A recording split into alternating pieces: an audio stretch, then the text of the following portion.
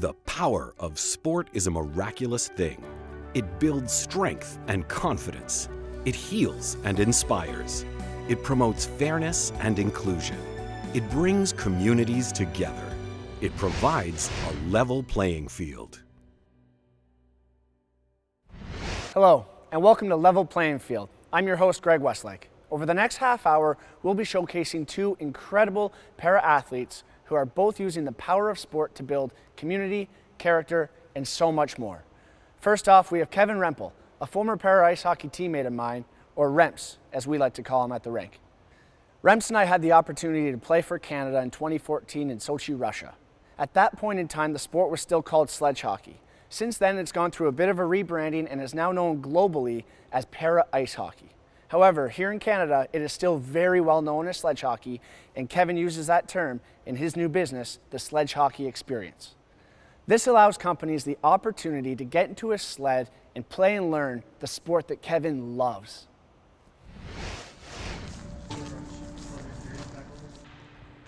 The Sledge Hockey Experience is a half-day corporate team building event created to not only help bring awareness to both Paralympic sport and what people with disabilities can do, but also the challenges we face and how to overcome those challenges. As Kevin Rempel and his team make the final preparations for their next clients of the Sledge Hockey Experience at the MasterCard Center in the West End of Toronto, you can forgive him if his mind wanders to just how he got here. The story begins in the winter of 2002.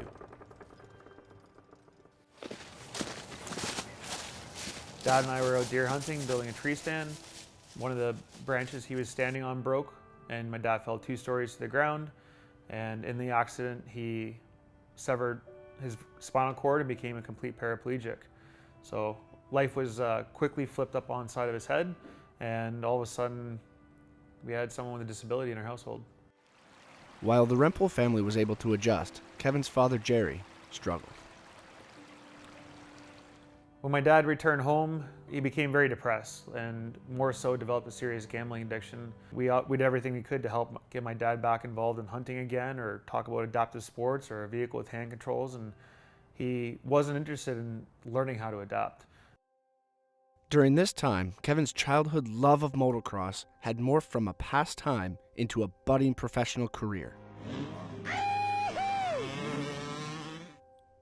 That all changed on July 15th, 2006, when tragedy struck the Rempel family for a second time. The day I crashed, I showed up at this event very pissed off because things weren't going well and I wasn't focused. You gotta be focused when you're jumping a 75-foot gap. And as soon as I took off, something wasn't right. My split-second decision was either stay on the bike or jump off. I decided if I jump off, it's the best case scenario, break my legs versus break my neck, and free fall from the sky. And then as I hit the ground, tumble and rolled. Once I got the air back in my lungs, I tried to move, and it felt like a knife was twisting my back, and I knew in that moment that I also was paralyzed. Verbatim, the words I remember out of the doctor's mouth were, "Kevin, you will likely never walk again, and if you do, you'll have braces on your legs up to your hips the rest of your life." As Kevin was dealing with his new reality, his father continued to spiral, and in the spring of 2007, he took his own life. His death hit the family hard, but it wasn't until the next summer that Kevin contemplated following his father's path. But as his mother Shirley remembers, Kevin wanted something different. He didn't want to be like his dad because he saw how that eats away at you. I've never seen anybody with so much determination in all my life. And my mother and I get our inspiration from him. I looked at my dad and it was my motivation of what not to do or who I didn't want to be like. And I hate to say that, like my dad was a great father, he was still a great man, but just how he looked at life following his injury, he took on a victim mentality. You may not be responsible for what happens to you, but you're responsible for what you do about it.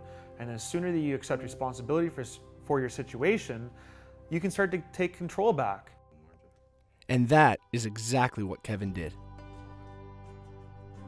I had no guarantee I was going to get back. It was 6 weeks until I wiggled my first toe. So that when it finally happened, I of course was excited, but it also showed me like the importance of having faith and putting in the work even when you don't see the results. I then said to myself, is if I can get one toe, I can get another toe. And I did. And then I got 3 toes and another 3 toes. And so in those moments, I'm living through them right now in the business, is the truth. Is that I'm trying to figure out again, what's the next step? You just have to continue to maintain that faith and belief and show up every single day. Kevin kept showing up, and eventually all of his hard work paid off when he regained the ability to walk without braces. Following the break, Kevin walks us through his Paralympic highs and lows. I got to that suicidal point probably like around the 4-month mark after the games. I was definitely at rock bottom. Level Playing Field will be right back. Welcome back to Level Playing Field. Sport Explained. Para ice hockey. Para ice hockey rinks are traditional ice hockey rinks, but are converted to be accessible for sledges. The ice surface is 60 meters long by 30 meters wide and is surrounded by a wall called boards. There is a center red line that divides the rink in half, and 2 blue lines that create 30-meter defensive zones for each team. There are 9 face-off dots, the main being at center ice. The nets are set in each defensive zone on opposite sides of the ice surface, 4 meters from the end boards. Para hockey and ice hockey use the same 2.5 centimeter by 7.6 centimeter vulcanized rubber disc, otherwise known as a puck, but some of the other equipment is quite different. The most notable is the sledge, which players use to get around the ice surface. A sledge consists of a plastic seat that's connected to a U-shaped frame made from aluminum or steel. The frame must be at least 80 centimeters in length and have a maximum height of 20 centimeters from the bottom of the seat to the ice. Beneath the seat are a set of sharpened parallel blades. The blades range from 16 to 32 centimeters. Players then strap into their seat using plastic ratchet straps for safety and comfort. The other piece of equipment that sets para ice hockey apart are the sticks, which range from 65 centimeters to 100 centimeters in length. Also, players use 2 sticks while on the ice. With one in each hand, the sticks are dual-ended. On one side, there are metal picks attached to help players propel themselves around the playing surface. On the other side is a curved blade that's used for handling and shooting the puck. And now you're ready to hit the ice. Welcome back. I'm your host, Greg Westlake. Now I know I'm incredibly biased, but I love para ice hockey. Everybody should get out and try it. One way you can do that is by using the sledge hockey experience with Kevin Rempel. We met Kevin before the break. Now we continue his story. Despite permanent atrophy in his legs, Kevin was able to walk again for the first time in 2007. The following year, another important moment in his recovery happened. He found the sport, para hockey. He started for fun and recreation with his local club, but his mom quickly realized that this would be so much more. To watch him play on Niagara Thunderblades, and he just seemed to have natural ability about it. He caught on pretty quick, and he's running circles around everybody and scoring goals and all that, and I'm just like, wow. It's like, how can you ask for anything more? Got on the ice and it was just like, I got my heart rate up, got my sweat on, and it was just that feeling again of being an athlete, and I just fell in love instantly. In the 2010-11 season, he cracked Team Canada's roster and went on to represent our country at the 2014 Paralympics in Sochi, Russia. Rempel with a shot. Huge stop. It was super fun getting to travel the world and play for Canada. It was incredible. I learned from the best players in the world, and you know, the dream was getting to the Paralympics, and then to actually make that happen was surreal. Team Canada for bronze. I didn't think the post-Olympic crash was real. It totally is. It blindsided me. I thought I had it all figured out. Came home, a bronze medal, super happy, healthy, and it was great for about 2 weeks, and all of a sudden it didn't matter anymore. It felt like there was no reason to get up out of bed. Like the Olympics or Paralympics is what pulls you out of bed to like pursue that goal or that dream. And so like having not set any other new goals and dreams, it spun me into a very downward spiral. I got to that suicidal point probably like around the 4-month mark after the games, and when I found myself in the emergency psychiatric ward, I was definitely at rock bottom. Once again, Kevin chose a different path and soon realized what his next true calling was: to allow corporate teams to try para-ice hockey with the sledge hockey experience. This is the sledge hockey experience. I wanted to help the sport grow, and I saw that instead of trying to chase after one disabled person at a time, that if I can get the rest of Canada to experience our country's favorite sport in a new way, I feel like I can help the sport grow bigger and faster. I began playing on a sled like this, and the challenges that you'll experience on the ice today, specifically around turning and stopping, were the exact same challenges that I faced the first time I got on the ice. It's going to be difficult. As the company has grown, Kevin has surrounded himself with people eager to see the venture succeed. One of those being his brand manager, roommate, and friend, Blair Bouchard. Blair believes it's Kevin's resilience that sets him apart from other business owners. I think it's important that he's bridging that gap between people with disabilities and people without. And to be able to change perspectives through Paralympic sport is something that's amazing, and I just want to keep spreading that message.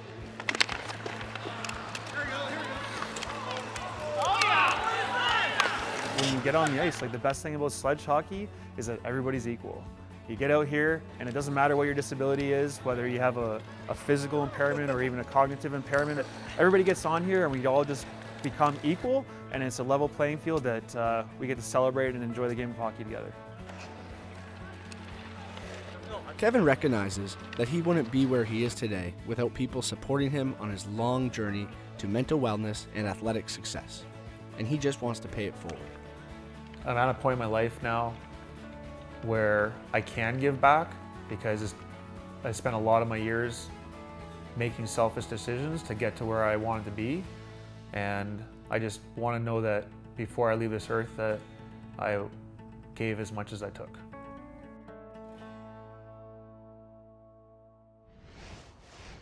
The work Kevin is doing is simply incredible. We need more people out in their communities pushing para sport.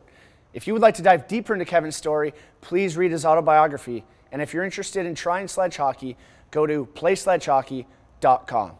Now, from one athlete who is absolutely thriving in his post-Paralympic career, we turn our focus to a swimmer just getting started in the pool. Matthew Cabraja is a young man on the brink of realizing his Paralympic dream. Tokyo 2020 is fast approaching, and Matthew is one of Canada's brightest prospects. He already has 2 Canadian records for his classification and is improving on his personal best every day. But what is now such a bright swimming career almost never was. Here's Matthew Cabraja and his story.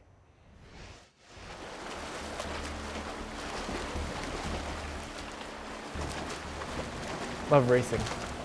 For some people, I think it's all about the process, about correcting things and making things better and just learning and advancing. But for me, it's just about getting up on that block when I hear it, take your marks, set up, and just go. At 16 years old, Matthew Cabraja feels at home in the pool. Okay. Ready to go? Yeah, hop on in. Mom's down there. But as his mother Angie remembers, it wasn't always that way. So Matthew started swimming at the age of 6 months, and he did not like water. He did not, I would say he didn't feel comfortable. And at the time, we didn't really understand how very little he was able to see. So as I think now, he probably wasn't able to see edge of the pool. So he actually was very uncomfortable. Matthew was born with coloboma of optic nerve, a rare defect in his optic nerve that limited his vision from birth. He also suffered retina detachments in both eyes, one as a baby and the other at 9 years old. It was at this time Matthew thought he may lose swimming as well. Following his first year as a competitive swimmer and his first of 3 surgeries, Matthew's club called him in for a meeting. They wouldn't take him back. After that, they felt there was danger for Matthew to be, even though he had some sight, they didn't feel comfortable letting him swim with other kids. I actually remember Matthew and I driving from that meeting with the coach, and I asked him, I said, "Do you really want to swim?" And he said yes. And part of me today thinks that that was one of Matthew's, like, I'm going to make it happen. And that's when we started searching and we found Cobra. And that summer we went for trials and they took Matthew in. Unfortunately, after a couple of months of swimming competitively, Matthew had another surgery where he lost his sight completely. It was tough, but I think for me, I just kind of took it in stride like I took a lot of other things that happened to me in life. And I think that was a huge factor in me getting back into the pool only 2 months after losing vision, and kind of having a reason to get up and do things and work towards some kind of goal. Because up at that point, I had never swum at a competition, and just even working towards the goal of going on deck and diving off the blocks at a real race was kind of a driving factor to just keep going. Go. And keep going is exactly what Matthew has done. And the person that has guided him along the way is his coach at Cobra Swim Club in Brampton, Ontario, Ian Rootnerine. He's a dreamer, and that's why we get along so well. You can't tell that kid that he can't do it. He's going to tell you that he's going to fly, he's going to fly. Ian is able to communicate with Matthew using a headset microphone and waterproof headphone system, allowing him to coach in real time. Heading to the lane rope, perfect correction, well done. It seems like every time we make a joke about something, it actually just happens. We joked about that we'd be on TV, we joked about sponsorship, we joked about breaking records, we joked about traveling the world. All of that stuff was just him and I dreaming up stuff in practices, and all of it is coming true. It's too much, Matthew, too much. The one thing that we did dream up was at the tryout. I spoke to Matthew and I said, I will put you on the team, and the only thing you have to do is promise me that when we go to the Olympics, you'll bring home that medal. And now it's a very big potential of happening. Coming up after the break, we find out what Matthew does when he isn't breaking records in the pool. It's really good to have an outlet with such a high-stress sport like swimming. Level Playing Field continues after the break.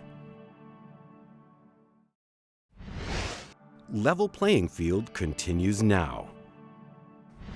What it takes to be a Paralympian with Brad Bowden. I'd like to say that I was the one that did it all, but I was backed by a great support system.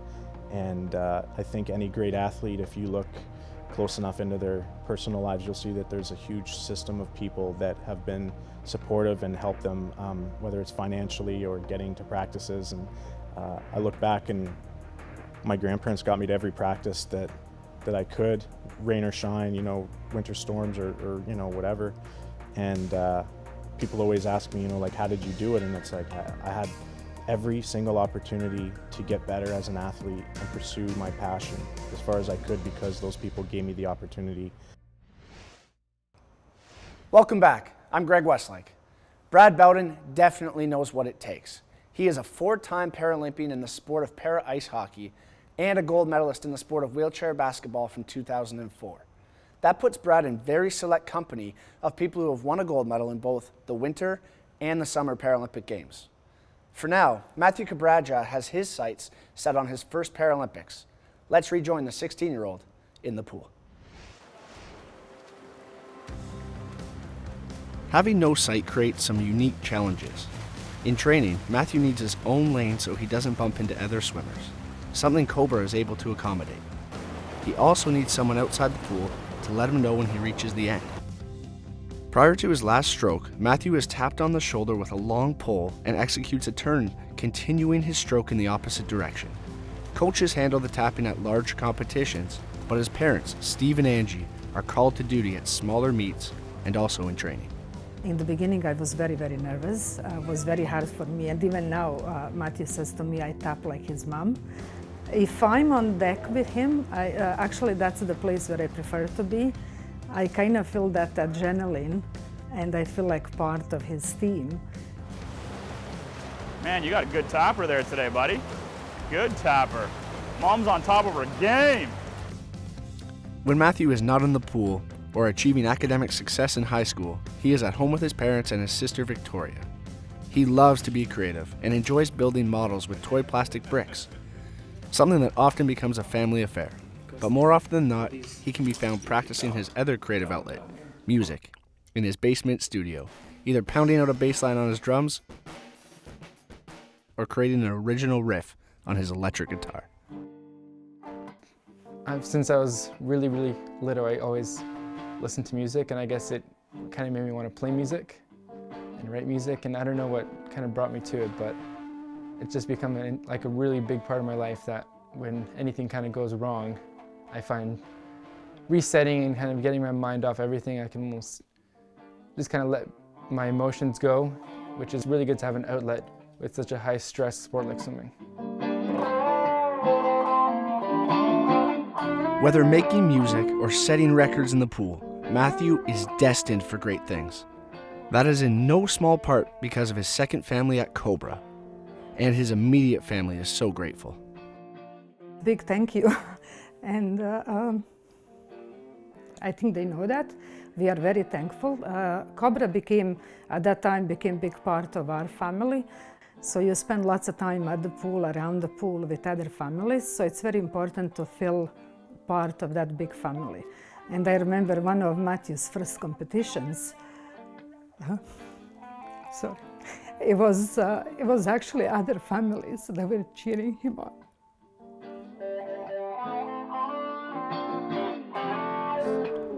Matthew is so grateful for all the support he has received from his club and everything his sport has done for him. It's a tough sport, but I think just the amount of things you learn from swimming and the amount of experiences you get through swimming, or any sport really, is just super valuable for life and super valuable for just growth and just becoming a better person. And that is exactly what Ian has witnessed in his 7 years as Matthew's coach, an evolution. I am extremely proud of this kid. I've been there from the very beginning, and to see that we're not even close to being done. He's got much more plans to surprise the world. Tokyo's not the end of it, and swimming's not the end of it. For now, though, he is focused on putting in the work necessary to reach his goal of representing Canada on the Paralympic stage. I think for one, it'd be amazing just to represent such a great country and such a great team, but just to be at that high of a level and stand up on those blocks with that huge crowd cheering and dive into that pool and feel the water would just be a whole nother level of achievement and a whole nother milestone for me just to cross that. As you keep getting closer, it's becoming more and more of reality, and that's probably the craziest part.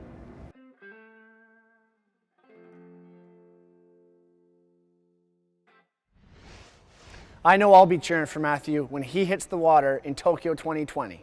Now, it's important to note that Matthew developed his own pole that he uses for tapping. Picture a 2.5 meter long white cane with a large foam ball on the end of it.